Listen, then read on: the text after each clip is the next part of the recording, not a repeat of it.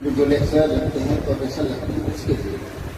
اور آپ کو دلچسپ بات یہ بتلاؤں کہ اس کے اندر کوئی 80 وہ افراد تھے جو درس نظامی کے فارغ التحصیل طلباء اور طالبات جنہوں نے صرف اور صرف شہادہ حاصل کی، شہادت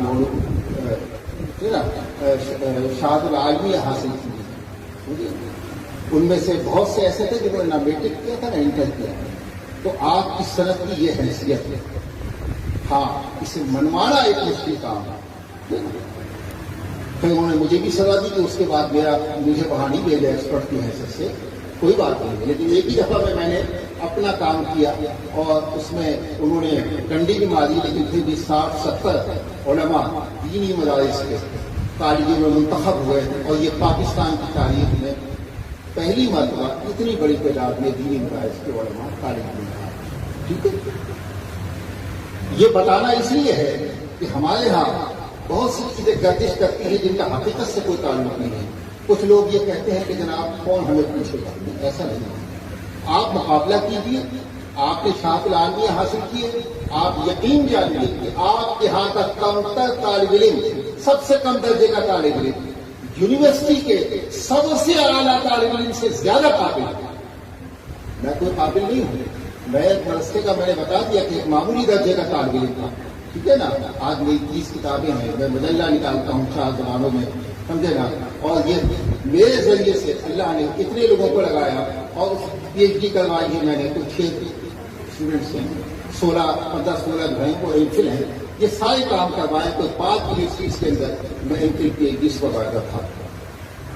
تو یہ مشکلات آتی ہیں، اس کی سزا بھی ملتی ہے، آزمائش بھی آتی ہے. اس کا مقابلہ کرنا ہے. میں اپنے طلباء اور طالبات کو مخاطب کر کے یہ جملہ کہہ رہا ہوں کہ اس میں مشکلات بھی آتی ہیں، اس میں آزمائش بھی آتی ہیں. آپ کو ثابت تدبیر کے ساتھ اس کا مقابلہ کرنا ہے. ہمارے ہاں ہم نے اس سے بھی آگے کوشش کی، لگن کی کہ اس سے بھی آگے قدم اٹھایا جائے. اور آپ یہ سن کر خوشی محسوس کریں گے کہ الحمدللہ میں چند ماہ پہلے جب اسلام آباد گیا، شاید نام سے واقف ہوں آپ لوگ، مفتی ابرار صاحب ایک مدرسے میں پڑھاتے ہیں، مولانا فضل الرحمان صاحب سے بھی ہیں ہمارے ساتھ، بلائے میں وہاں گیا. تو ہمارے مدرسے کے طلباء اب سی ایس ایس کی تیاری نہیں کرتے. سی ایس ایس وہ منصب ہوتا ہے جو انگریز نے یہاں ایک طبقہ پیدا کرنے کے لیے، ایک حکمراں طبقہ پیدا کرنے کے لیے ایک نصاب تعلیم وضع کیا. اس امتحان کو دینے والا جو ہے وہ کمشنر لگتا ہے، وہ آئی جی لگتا ہے، وہ ڈی آئی جی لگتا ہے، وہ آپ کے ملک کو چلاتا ہے. اس کے سامنے ملک کا صدر بھی بے بس ہوتا ہے، اس کے سامنے ملک کا وزیر اعظم بھی بے بس ہوتا ہے. آپ کو یاد ہوگا مشرف نے باقاعدہ ان سب کو خطوط لکھے تھے، اس کے خلاف بغاوت کر دی تھی لوگوں نے. دینا وہ جانتا تھا کہ 4 دن حکومت نہیں کر سکتا ہوں، تو سب کے گھروں پہ خطوط لکھے تھے کہ میں آپ کے مفادات کو کوئی نقصان نہیں پہنچاؤں گا، اس لیے کہ وہ شہر کا مالک تھا. تو سوال یہ ہے کہ کیا یہ ملک کسی کے باپ کی ملکیت ہے؟ علماء کیوں ان سیٹوں پہ نہیں بیٹھ سکتے؟ میرا سوال یہ ہے. پہلے گورنر کون ہوتے تھے؟ کون ہوتے تھے پہلے گورنر؟ تو آج کیوں نہیں ہو سکتا کمشنر؟ یہ پاکستان جو ہے کیا یہ ہماری ملکیت نہیں ہے؟ ان سیٹوں پہ کیا ہمارا حق نہیں ہے؟ کیوں نہیں ہے؟ اس حق کو منوانا ہوگا، اس کے لیے کوشش کرنی ہوگی. بہرحال مولانا طیب صاحب نے یہ بہت اچھا سلسلہ شروع کیا ہے. اور میں مولانا اقبال صاحب سے بھی کہوں گا، اور بھی میں چونکہ فردن سب سے واقف نہیں ہوں، کہ دیکھیے اس وقت سب سے، اور مولانا جالندری صاحب سے کچھ 4 دفعہ کہہ چکا ہوں، لیکن ان کی توجہ اس طرف نہیں ہے. آپ لوگ ان کی توجہ دلوائیے. یہ میں بات ان سے 15 سال سے کہہ رہا ہوں کہ بھائی یہ جو مشکلات ہیں کہ یہ طلباء پڑھتے ہیں اور پڑھنے کے بعد اپنی صنعت کے مساوی کے لیے ٹھوکریں کھاتے ہیں، اس مسئلے کو آپ حل کر دیں. آگے وہ طالب علم خود اپنا راستہ نکال جائے. یہ کوئی فقیر ہیں یا یہ کوئی ایکسٹرا آپ سے کوئی چیزیں مانگ رہے ہیں؟ یہ تو یہ کہہ رہے ہیں کہ جس صنعت کو تم نے ایم اے کے برابر کیا ہے وہ سرٹیفکیٹ ہمیں دے دو. کیا ان کا اتنا حق نہیں ہے؟ اور مدرسے کو کیا ایسے معاونت نہیں کرنی چاہیے؟ میں کہتا ہوں کہ ہر فرد کو معاونت کرنی چاہیے جو بھی کر سکتا ہے. ہم بھی کوشش کرتے ہیں.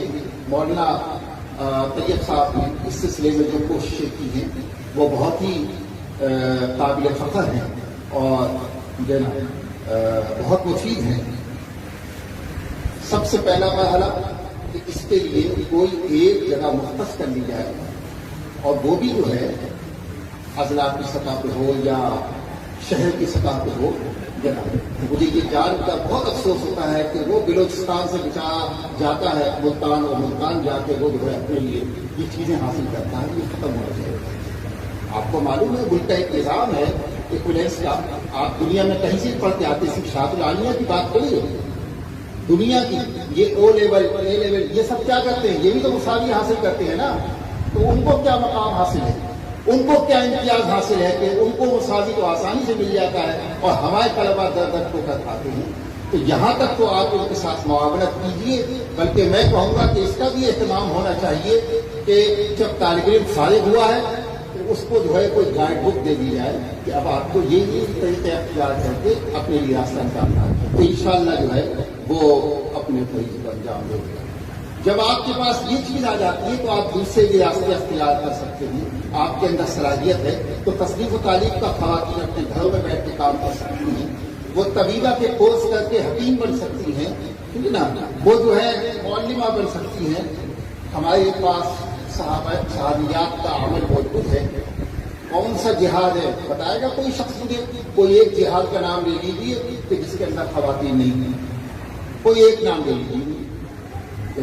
حضرت خالد بن ولید رضی اللہ تعالیٰ عنہ بات کے بعد سب کے اندر ہمیں نظر آتا ہے کہ خواتین جو ہیں وہ مردوں کے ساتھ جاتی تھی, علاج معالجہ کرتی تھی, کھانا پکاتی تھی, زخمیوں کو اٹھاتی تھی, پانی پلاتی تھی, سارے کام وہ کرتی تھی. اور جو مرد پیچھے پلٹ کے آتا تھا اسے ڈنڈا بھی دکھاتی تھی کہ واپس جاؤ میدان جہاد کے اندر. ٹھیک ہے نا. پڑھیے گا سر اس تاریخ کو آپ تو آپ حیران ہوں گے کہ ہمارے ہاں خواتین نے بہت اچھا رول ادا کیا.